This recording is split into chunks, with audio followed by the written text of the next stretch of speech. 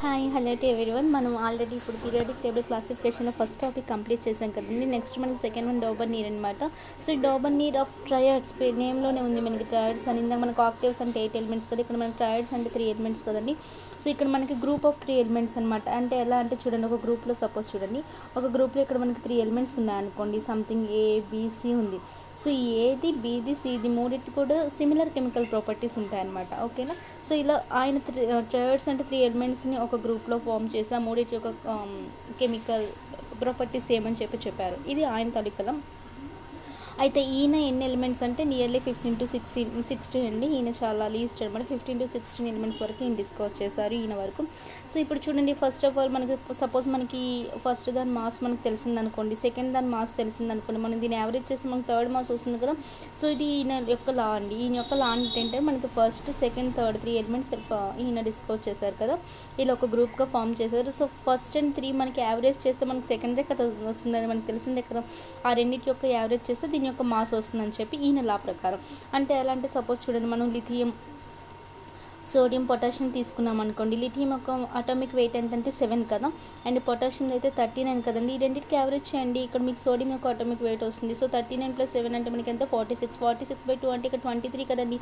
అంటే సోడియం యొక్క atomic weight 23 అనమాట. సో ఇలా ఫస్ట్ది థర్డ్ది తెలిస్తే సెకండ్ది ఆయన లా ప్రకారం అది క్లియర్ అవుతుంది. కానీ ఈయన దాంట్లో కూడా మీకు ఒకసారి స్లైడ్ చూపిస్తానండి, 10th NCERT నుండి. జస్ట్ వెయిట్ చూడండి, జస్ట్ సెకండ్. ఇక్కడ చూసారు కదా డోబర్ నీర్ కోసం. ఇది ఆల్రెడీ నేను మీకు చెప్పింది, క్లాస్లో చెప్పింది. ఇక్కడ కూడా జస్ట్ ఒకసారి రివిజన్ చేస్తున్నాం. ఇది నేను మీకు ఇప్పుడు చెప్పాను. అండ్ ఇక్కడ చూడండి, సపోజ్ ఒక టేబుల్ మీరు చూస్తే మీకు అర్థమవుతుంది. లిథియం, సోడియం, పొటాషియం ఉంది కదండి. 7, పొటాషియంకి 39. ఈ రెండింటికి యావరేజ్ చేసి మీకు 23 వచ్చింది. అది మీకు సోడియంది. అలానే ఇక్కడ క్లోరిన్, బ్రోమిన్, అయోడిన్. క్లోరిన్ది ఇంత ఉంది, అయోడిన్ది ఇంత ఉంది. బ్రోమిన్ కలిసి రెండింటి యొక్క యావరేజ్ చేస్తే మీకు నియర్లీ 81.25 అంటే నియర్లీ 80 కదండి. సో 80. నెక్స్ట్ అలానే అనమాట ఆయన వరకు అలా కొన్ని. సో ఈయన ఏంటంటే లిథియం, సోడియం అంటే లిథియంది తెలిస్తే సోడియం, పొటాషియం ఇలా అంటే లిథియం, సోడియం, పొటాషియం వీటి యొక్క ప్రాపర్టీస్ సేమ్ అని చెప్పి అయితే ఈయనది ఎంతవరకు అంటే సక్సెస్ అయింది. ఈ 3 ఉన్నాయి కదండి, ఈ 3 వరకే ఈయన సక్సెస్ అయింది. రిమైనింగ్ నెక్స్ట్ 4th ట్రయడ్ వచ్చేసరికి ఆయన ఫెయిల్ అయింది అనమాట. ఇది ఈయన డ్రాబ్యాక్. సో ఈయన లిమిట్ ఎంతంటే ఓన్లీ 3 ట్రయడ్స్ వరకే, 4th ట్రయడ్ వచ్చి ఫెయిల్ అయింది అనమాట. ఇది ఈయన లాలోని. అండ్ ఈయన లాలో లిమిటేషన్స్ కూడా నేను మీకు చెప్పానండి. ఓన్లీ అంటే 3 ట్రయడ్స్ వరకే, 4th నుండి ఈయన ఫెయిల్ అయింది. ఈయన తర్వాత మనకి న్యూలాండ్ వచ్చారు, ఆయనది అయిపోయింది. ఆ తర్వాత మీకు లోథర్ మేయర్ కోసం మీకు బిట్స్ ఇవ్వలేదండి, బట్ లోథర్ మేయర్ కూడా నేను మీకు నెక్స్ట్ మీకు మెండ్లీ ఉంది. ఆయన ఇంట్రడక్షన్ చెప్పే ముందు ఈ క్లాస్ అయిపోయినండి మీకు లోథర్ మేయర్ ఏంటి, దాని తర్వాత ఏంటని ఒకసారి ఇంట్రడక్షన్ చెప్పేసి వెళ్తాను. సో ఇప్పుడు మనం ప్రీవియస్ బిట్స్ చూద్దామండి. చూడండి, ఫస్ట్ బిట్ ఏంటంటే మనకి which one of the following triads represent. చూడండి ఇక్కడ మనకి ఏవేవండి ఈయన ప్రకారం మనకి which one of the following triads. ఆయన లా ప్రకారం మీకు ఆల్రెడీ మీకు అర్థమవుతుంది ఇక్కడ ఏంటనేది. లిథియం, కాల్షియం, క్లోరిన్ ఇలా ఆయన ట్రయడ్లో లేదు, మనకి ఇవేవి లేవు. ఆయన ట్రయడ్ మీకు ఇప్పుడు ఆల్రెడీ చూపించే కదండి slide. So lithium, sodium, potassium అనేది ఫస్ట్ ఆన్సర్, ఆప్షన్ ఏ ఇక్కడ. నెక్స్ట్ చూడండి, the first and third members of డబుల్ని ట్రయడ్ ఆర్ ఫాస్ఫరస్, యాంటిమోనీ. ఇక్కడ చూడండి, ఫాస్ఫరస్ ఒకటి, యాంటిమోనీ ఒకటి ఇచ్చారండి. ఫస్ట్ అండ్ థర్డ్ ఇచ్చారు. So second number of triad మనకి ఏమవుతుందని అండి. సో మీకు ఫాస్ఫరస్ అండ్ యాంటిమోనీ యొక్క మీకు అటామిక్ మాస్ పర్ వెయిట్ తెలిస్తే మీరు ఇంకొక అటామిక్ మాస్ వస్తుంది కదండి థర్డ్ది, అది దేనిది మీరు ఈజీగా క్యాలిక్యులేట్ చేయొచ్చు. నేను మీకు చూపిస్తాను ఇప్పుడు. Just second.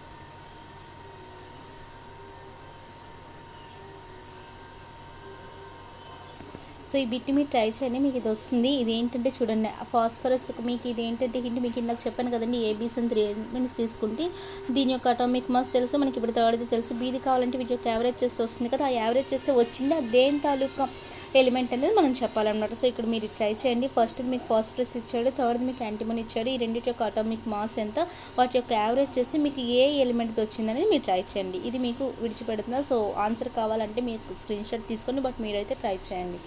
Next, which of the following is the third member of double triad which also includes lithium and sodium. మనం ఆల్రెడీ చేసాం కదండి. లిథియం అండ్ సోడియం మనం చేసినప్పుడు మనకి ఎవరు వచ్చారు అక్కడ, పొటాషియమే కదండి వచ్చింది. సో మనకి అక్కడ ఏమొస్తుంది, మళ్ళీ మనం సపరేట్గా చేసే పని లేదు, potassium. Next, which of the following metal can not be easily cut by knife. చూడండి ఇక్కడ మీకు ఏది ఈజీగా కట్ చేయలేమంటే మనం అల్యూమినియం, పొటాషియం కానీ, సోడియం కానీ, లిథియం కానీ సాఫ్ట్ మెటల్స్ అండి. అల్యూమినియం మనకి హార్డ్ మెటల్, అందుకే మనకి పొటాషియం, సోడియం ఈజీగా కట్ చేయగలమని నేను చాలా క్లాసెస్లో చెప్పాను. ఇవన్నీ మనకి సాఫ్ట్ మెటల్, సో ఈజీగా కట్ చేయొచ్చు. అల్యూమినియం మనకి హార్డ్ మెటల్ కాబట్టి కట్ చేయలేము. ఇక్కడ మన ఆప్షన్ కెన్ నాట్ బీ కదా, okay option A. Next, what did Döbereiner identify and name a group of 3 elements. చూడండి మనకి 3 ఎలిమెంట్స్ గ్రూప్ని మనం ఏమంటాం, ట్రైడ్ కనే అంటాము. సో ఇక్కడ మన ఆప్షన్ ఏంటి, ఇక్కడ ఏ. Next, when the elements are arranged in increasing order of atomic weight, the atomic weight of the middle element is approximately the average of atomic weights of the other two. అంటే కదండి middle మనకి మిగతా రెండింటి యొక్క average కదండి. So అలా మనకి ఏంటి ఇక్కడ మనకి ఓన్లీ డోబర్నీర్ లా ఆఫ్ ట్రైడ్స్, అదే కదండి ఇక్కడ మనకి ఆప్షన్ ఇక్కడ డి అవుతుంది. నెక్స్ట్, ఇది అయిపోయింది కదండి, 521 అయిపోయింది. నెక్స్ట్, సో నెక్స్ట్ క్వశ్చన్ చూద్దామండి. ఇక్కడ 522. సో 522 చూద్దాం. Who classified the elements based on atomic number. చూడండి అటామిక్ నెంబర్ మనం బేస్ చేసుకొని మనకి ఎవరు చేసి అంటే మోస్ట్లీ అండి. మోస్ట్లీ కోసం మనకు క్వశ్చన్స్ వచ్చేటప్పుడు నేను మీకు నెక్స్ట్ ఇంట్రొడక్షన్లో చెప్తాను. మోస్ట్లీ ఒకళ్ళు మనకు అటామిక్ నెంబర్ మీద, మిగతా వాళ్ళు మనకు అటామిక్ మాస్, బట్ మోస్ట్లీ ఒకళ్ళు మనకు అటామిక్ నెంబర్ మీద బేస్ చేసుకున్నారు. అది ఎలా నేను ఇక్కడ మీ క్లాసెస్లో కూడా ఇంట్రొడక్షన్ చెప్పాను. ఒకసారి వీలైతే ట్రై చేయండి, ఎందుకంటే ఇక్కడ మీకు బిట్స్ చెప్పేటప్పుడు క్విక్ రివిజన్ చేస్తాం కాబట్టి అంత డీటెయిల్గా చెప్పలేను కాబట్టి. సో ఇక్కడ మనకు ఆప్షన్ ఏంటంటే B. Next, Döbereiner made the first observation of dash. చూడండి ఈయన ప్రకారం కెటలిస్ట్ ఏంటంటే ఫస్ట్ అబ్జర్వేషన్ ఈయన చెప్పింది ఏంటంటే ప్లాటినం అండి. ఇది మీరు గుర్తుంచుకోవాల్సిందే, ఇది కాన్స్టెంట్ బిట్, ఇందులో మీకు ఎక్స్ప్లెయిన్ చేయడానికి ఏం లేదు అంతగా. సో ఇక్కడ మనకి ప్లాటినం. నెక్స్ట్, ఇక్కడతో మీకు ఇది అయిపోయిందండి. సో ఇక్కడ మనకి ఇది అయిపోయింది కదండి.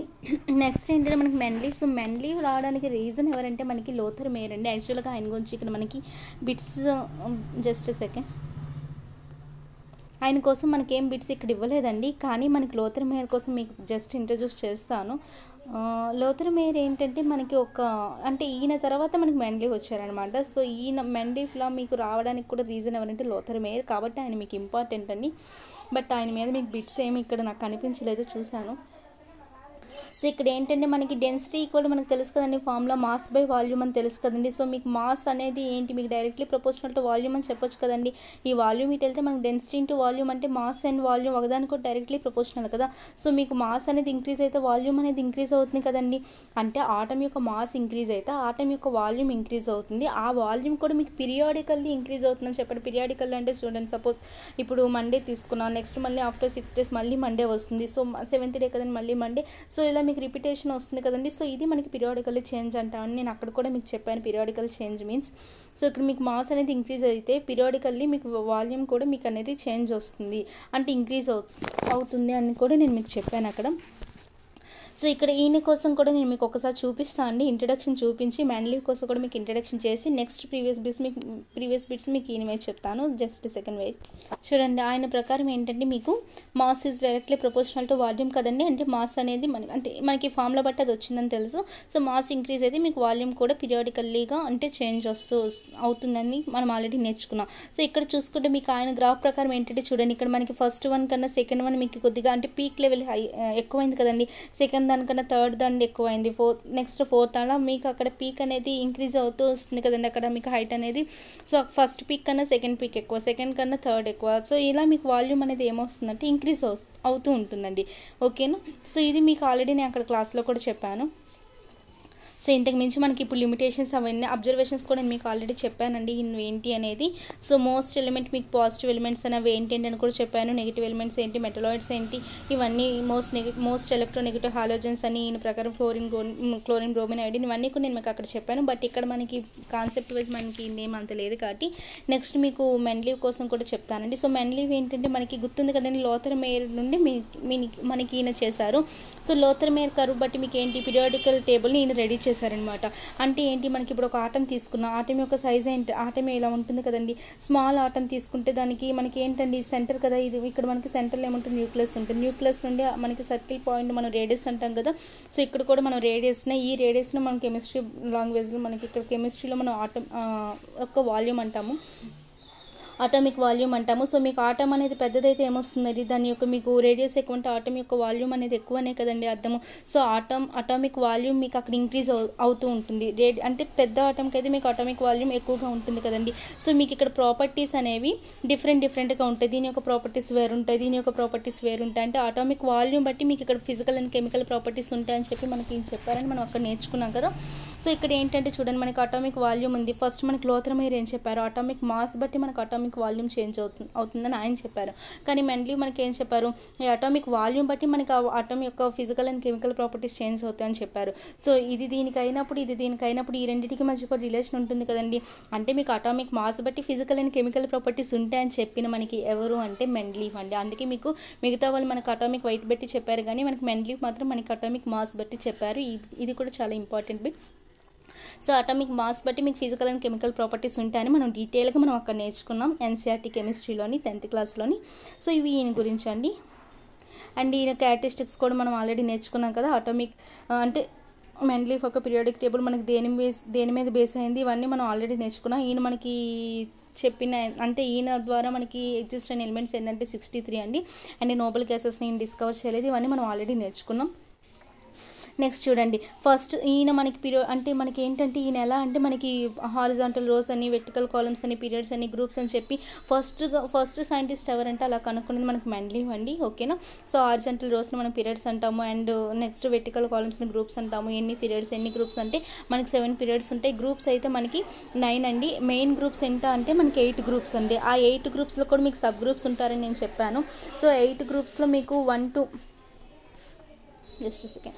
సో 8 మెయిన్ గ్రూప్స్ కదండి. అందులో మీకు 1 to 7 వరకు మీకు ఏంటంటే సబ్ గ్రూప్స్ చేశారండి. అంటే 1A 1B 2A 2B up to 7A 7B ఇవన్నీ సబ్ గ్రూప్స్ చేశారని చెప్పాను. So 1A 1B 2A 2B ఇలా 7A 7B ఇవన్నీ మనం చూసుకున్నాం కదండి.